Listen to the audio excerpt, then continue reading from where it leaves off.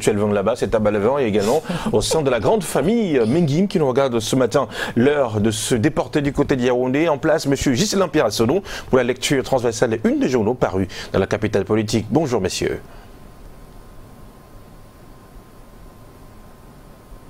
Bonjour Douala, bonjour à vous Thierry Carole, bonjour également à Patricia, bonjour à nos millions de téléspectateurs, ceux du Cameroun et du monde entier.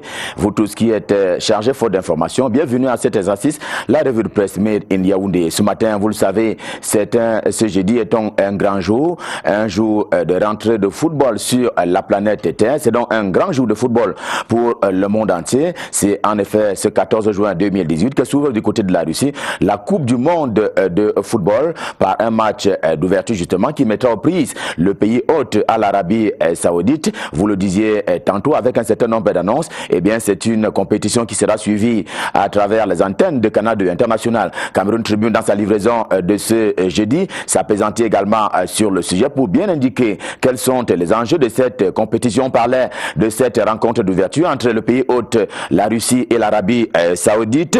Eh bien, ce matin, Cameroun Tribune a trouvé un peu de place à ce sujet et lui trouve d'ailleurs 3 pages. Question naturellement d'insister sur la participation des équipes africaines. Le Cameroun ne sera pas à ce grand rendez-vous comme cela est devenu un peu rare ces temps derniers, mais il y a d'autres représentants dignes du continent africain. Ainsi, en termes de calendrier, le journal indique que justement l'Égypte rentre demain dans la compétition contre l'Uruguay, alors même que toujours demain, un autre pays africain, j'ai nommé le Maroc, va donc lui aussi livrer sa première rencontre à l'occasion de cette Coupe du monde de football qui s'ouvre donc aujourd'hui du côté de la Russie. Dans l'agenda justement de la compétition, on signalait ces 2 rencontres qu'il ne faudra pas rater. Eh bien, sur les antennes de Canal 2 International, elles seront donc vécues respectivement à 14h et 16h demain. Nous serons alors le 15 juin 2018. Trêve de football et place à une autre fête, celle du Ramadan qui aura également lieu demain. En tout cas,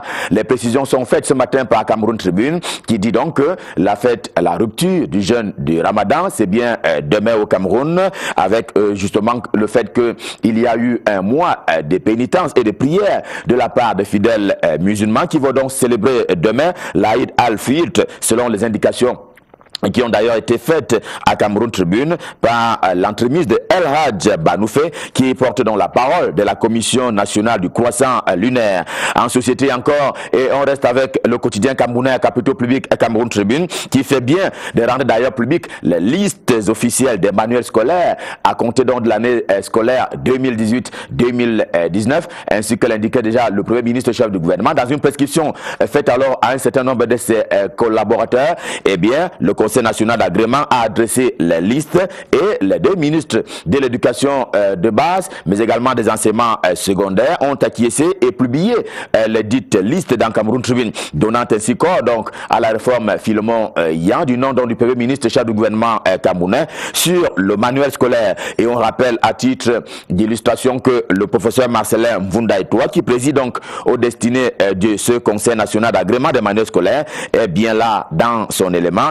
Il dit que les manuels scolaires seront donc sur le marché et dans les bons délais. Il y a au contraire pénurie du pétrole sur la place de Yaoundé et même Douala. Et justement la deuxième une du journal de Georges-Alain Boyumo, j'ai nommé Mutation, est préoccupé par ce sujet ce matin. Qu'est-ce qui n'a pas marché? Ainsi est formulée la question du journal, qui répond d'ailleurs en ces termes: la SCDP, la Société camerounaise des dépôts pétroliers, jette le tort sur le manque de marqueurs et même des teintures. Le pétrole lampant qui s'est fait rare au Cameroun, à Yaoundé et Douala particulièrement, il a été brûlé par le manque de conditions de commercialisation qui devraient donc accompagner ce produit-là depuis les dépôts, depuis la SCDP jusqu'aux stations de pompage, en tout cas aux stations qui commercialisent traditionnellement le dit produit. La grande une du quotidien Mutation ce matin, cependant, réserve une grosse surprise quand il s'agit donc de dire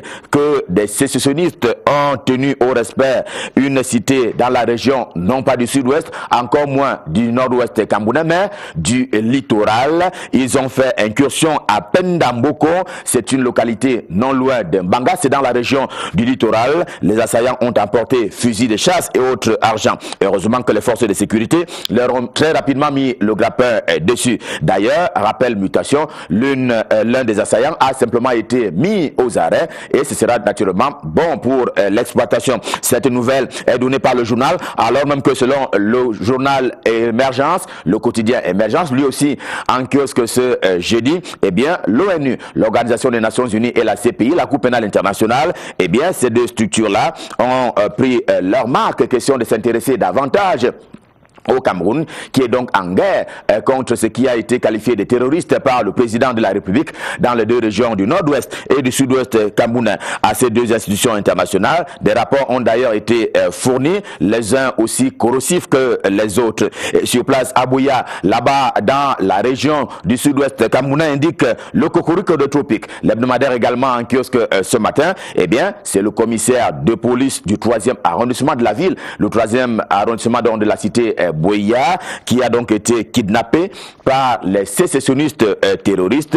Il s'agit bien de Christophe Tazizong, qui a été enlevé dimanche dernier. C'était à l'entrée de la ville de Buea pour une destination inconnue. Les forces de sécurité ont d'ailleurs pour cela lancé les opérations de recherche. Question donc de retrouver le commissaire de police Christophe Tazizong. Dans la vie des partis politiques, c'est le même journal, c'est-à-dire le Cocorico des Tropiques, qui nous sommes de dire que financièrement, eh bien, c'est un peu la disette au sein des formations politiques au lendemain des élections sénatoriales qui se sont tenues il y a 2 mois maintenant au Cameroun. C'est l'argent qui manque le plus à ces formations politiques. En effet, les dernières élections sénatoriales, eh bien, les formations politiques à l'occasion avaient s'étaient quelque peu débrouillées, question de financer leur campagne. Mais jusqu'ici, la loi en la matière peine à s'appliquer en vue donc d'un éventuel remboursement au prorata des victoires de certaines formations politiques. Les élections font aussi la grande une, vous allez le voir, du quotidien camerounais d'expression anglaise, The Guardian Post, dans sa livraison de ce 14 juin 2018, et le journal qui annonce que les élections à venir seront un peu électriques au Cameroun dans l'avenir, avec notamment le système de Yaoundé qui est en roue libre et lequel système ignore complètement la révision du code électoral qui est appelé en tout temps, de toutes les forces d'ailleurs, par la société civile et les partis politiques de l'opposition. Il y va de l'intention d'ailleurs en guise donc de revendication.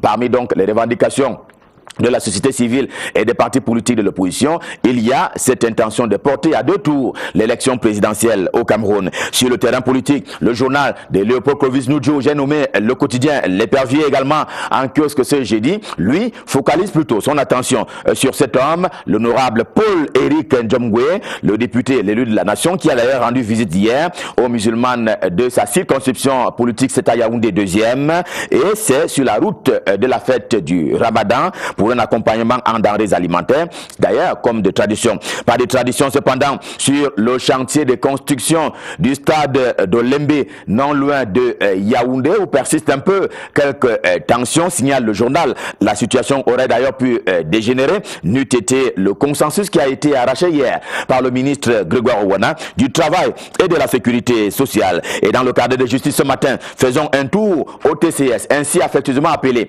Le TCS étant le tribunal criminel spécial. Faisons donc un tour en compagnie de l'hebdomadaire Investigation, lui aussi en kiosque ce jeudi, et qui signale juste que cela fait maintenant 6 ans que l'ex-trésorier pilleur général de Yaoundé est aux arrêts. Il s'agit bien de Mbia Nguene qui est donc en prison, et le journal semble dire en prison pour rien, parce qu'accusé de vol d'argent de façon encore non fondée, puisqu'il n'a pas été définitivement condamné par la justice camerounaise. L'argent attire aussi le financier d'Afrique, on va dire, comme d'habitude, puisque c'est un journal spécialisé en les questions d'économie et des finances. Ce matin, l'argent attire donc le financier d'Afrique dans sa livraison du jour. Il partage d'ailleurs avec ses lecteurs cette mutation d'un établissement bancaire camerounais. La CCA, pour ne pas la nommer, puisqu'il s'agit donc de lui, eh bien, c'est désormais une banque nationale camerounaise, 15e du genre. Elle a désormais accès au guichet et au marché autorité monétaire de la Banque des États de l'Afrique centrale, la BEAC, est d'ailleurs ouverte à l'international, rappelle justement le financier d'Afrique en kiosque ce jeudi. Et on revient en politique ce matin avec la nouvelle vision tout aussi tranchée sur la question de la non ou alors la candidature de Paul Biya lors de l'élection présidentielle à venir. Selon le journal, il n'y a donc plus de doute, eh bien, Paul Biya fera acte de candidature lors de la prochaine élection présidentielle au Cameroun. Surtout qu'il se dégage autour de lui une espèce d'adhésion populaire, si l'on s'en tient à l'hebdomadaire Hot News, lui aussi en kiosque ce jeudi, qui fondait d'ailleurs son argumentaire sur ces appels incessants, les appels à candidature de l'Est à l'Ouest et du Nord au Sud. En tout cas, le journal marquait le fait selon lequel, sur les 10 régions du pays, eh bien, il y a déjà eu des appels à candidature en faveur de Paul Biya sur les 6 régions concernées. Un peu de santé ce matin, comme son nom ne l'indique d'ailleurs pas, avec Hot News. Un peu de santé dans ce matin, le journal qui sert de guide à tous ceux qui souffrent de la toux, qu'elle soit grasse ou sèche ce matin. Il y a une espèce de cocktail que propose dans le journal en guise de conseils pratiques. Il s'agit d'une solution faite d'oignons, de citron et même des miels. Et ce seront 3 éléments à formaliser selon les conseils pratiques que propose donc Hot News dans sa page santé de ce jeudi. Et avec Hot News, stop fin pour la revue de presse Made in Yaoundé, édition de ce jeudi, probablement demain étant férié. Nous prenons rendez-vous pour lundi quand il sera à 7 h. Nous serons là pour le même exercice, la revue de presse Made in Yaoundé avec le cœur enflammé de joie. D'ici à là, je vous souhaite de passer d'excellents moments, comme je l'indiquais tantôt, notamment la Coupe du monde de football sur Canal 2 International. D'ici à là donc, je repasse par Douala pour passer le pouvoir à qui de droit. J'ai nommé Thierry Carole et Patricia. C'est à vous Patricia, c'est à vous Thierry Carole, c'est à vous Douala. Je le prends. Je le prends, ce pouvoir. Et j'ai une petite pensée pour toutes ces personnes qui sont maintenant habituées à prendre les informations sur les pages Facebook de leurs petits copains ou les amis Facebook. Mais heureusement, il reste encore qui s'en tiennent à la presse. Et pour ceux-là, du côté de Douala, à quoi peuvent-ils s'attendre ce matin? Monsieur Michael Tipkio, bonjour. Bonjour Patricia. Bonjour à Thierry Carole. Bonjour le très célèbre. Allez, ce matin, nous allons démarrer cette revue de presse par la nouvelle expression. Oui. Merci, on va commencer par la nouvelle expression qui parle de cette polémique autour des manuels scolaires au Cameroun à l'approche de la rentrée scolaire 2018-2019. À peine on est parti en vacances, justement, on prépare déjà la prochaine rentrée scolaire et cette polémique qui est née justement autour du livre des manuels scolaires au Cameroun, justement, avec l'association des éditeurs qui réagit à cette commission qui a donc rendu publique cette liste des manuels scolaires au Cameroun et le journal La Nouvelle Expression qui a donné la parole justement à cette association des éditeurs du Cameroun qui estime que les listes ont été publiées très tard, des listes qui étaient attendues des mois avant, ont finalement été publiées seulement hier. Ces éditeurs qui relèvent des irrégularités dans le processus qui a également mené à la publication de cette liste des manuels scolaires au Cameroun. Un éditeur sous cap confie que c'est d'ailleurs la première fois dans l'histoire du Cameroun que la liste des manuels scolaires est publiée au cours du mois de juin et pour ce retard, il explique que c'est la conséquence du flou qui a entouré la démarche depuis le début. Il relève par ailleurs qu'au sein de cette commission, la commission qui a travaillé à la publication de cette liste, bien sûr, certaines éditions sont nées pour la circonstance, laissant ainsi place au favoritisme et au clientélisme dans le choix de ces manuels scolaires. Un autre facteur discordant, les prix de certains livres. On retrouve encore les prix de 7 000 à 8 000 francs CFA pour certains. Il revient justement également que les règles de base d'évaluation des manuels, à savoir sous anonymat, ont été bafouées lors du travail de cette commission. Relève le quotidien La Nouvelle Expression qui est en kiosque ce jour. Le journal parle également à son oreillette gauche de l'affaire de l'église évangélique du Cameroun, NG Toya qui réagit. Son équipe a donné une conférence de presse à Douala pour dire sa part de vérité au sujet de la sentence rendue par la Cour d'appel du littoral il y a quelques jours seulement. L'église évangélique du Cameroun qui est toujours à couteau tiré entre le président Samuel Ndjetoya et Mongolé Priso qui se réclame justement la présidence de cette congrégation religieuse. Et face à la presse dont l'avocat de l'église évangélique du Cameroun a apporté des clarifications à la décision de la justice de la Cour d'appel du littoral rendue le 6 juin dernier, une décision qui est venue confirmer l'ordonnance du 21 juillet 2017 qui suspendait suspendait toutes les activités du bureau actuel de l'Église du Cameroun, de l'Église évangélique du Cameroun bien sûr, selon l'avocat du bureau contesté de l'EEC qui a déclaré que l'Église va se pourvoir en cassation. Le bureau de l'Église évangélique du Cameroun continue à exercer dans la légalité et au courant de cette conférence qui a eu lieu à Douala et qui avait pour objectif de donner la situation de la vie au sein de l'EEC depuis le début de cette crise et faire le bilan des actions menées. On est ainsi revenu sur la main tendue de l'Église vers les paroisses et les fidèles fâchés depuis le début de cette crise. Et d'ailleurs, on annonce un synode général qui sera convoqué et tous les fils et filles de l'Église évangélique du Cameroun seront conviés, a promis le pasteur Philippe Nguété, secrétaire général de l'Église évangélique du Cameroun et président de la région synodale du Centre et Sud 1. Le journal parle d'une affaire de litige foncier à Douala. Une église et un député embobés dans une affaire de litige foncier. Le fait est survenu vendredi dernier. Il y a eu grand bruit et un immense attroupement à l'entrée du village Youpoué à Douala. Des engins lourds accompagnés de gros bras étaient à la manœuvre pour déraciner des dizaines de palmiers, démolir également une maison et construire en même temps une barrière en parpaing autour d'une concession de plus de 2000 mètres carrés. Les caméras de plusieurs télévisions de la place ont filmé le désarroi saisissant et pitoyable du propriétaire des lieux, impuissant devant ce qui s'apparentait ni plus ni moins, écrit le journal, à une véritable saisie et expulsion illégale et illégitime de son petit lopin de terre à l'absence de la moindre décision du tribunal. Le public s'est justement trouvé, écrit la Nouvelle Expression, complètement sidéré quand il a appris que c'est l'Église catholique des Marins, dont le sanctuaire est attenant au terrain de M. Sieleno, sous la conduite précise ce dernier d'un député du Vouri, l'honorable Do Collins, sous la conduite justement du député du Vouri qui s'activait ainsi à chasser par la force et en plein jour, sans le moindre état d'âme, un homme qui n'a commis pour seul crime que de s'être établi sur les lieux plus de 12 ans avant l'implantation de la congrégation chrétienne. Et l'homme dit avoir justement acquis ce terrain du Roi Bel depuis des années maintenant, depuis plus de 40 ans justement qu'il est propriétaire de ce terrain. C'est donc une affaire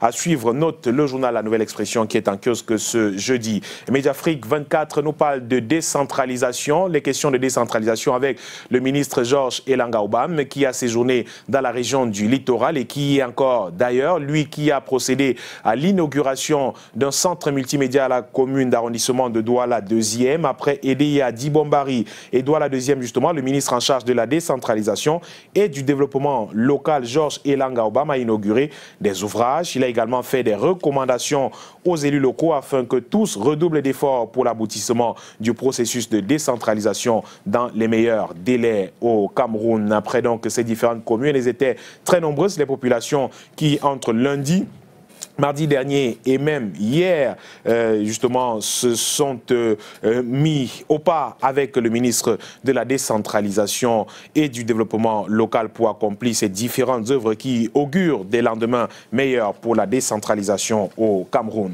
Le jeune enquêteur en cure aujourd'hui nous parle de politique à sa une, de politique avec ses chefs traditionnels de plus en plus englués dans des affaires politiques dans notre pays, engagement politique justement, ces chefs supérieurs qui embarrassent leur peuple. Ils sont ministres, députés, sénateurs ou maires. Le respect au roi est en péril dans notre pays, écrit le journal. Le jeune enquêteur qu'on devrait avoir en image, le jeune enquêteur qui revient justement sur ces rois qui n'entraient pas en politique auparavant et qui se consacraient justement aux affaires de leur cité. Aujourd'hui, englués dans des affaires de politique. Autrefois, le chef supérieur était un homme sacré. Ses actes aussi, mais de plus en plus, on est en droit de se demander si cela est encore possible. Les chefs traditionnels ont embarrassé, les chefs traditionnels justement qui ont embrassé la politique au Cameroun et sont de plus en plus ministres, députés de la nation, maires et même sénateurs dans un contexte pluraliste marqué justement par le multipartisme. Cela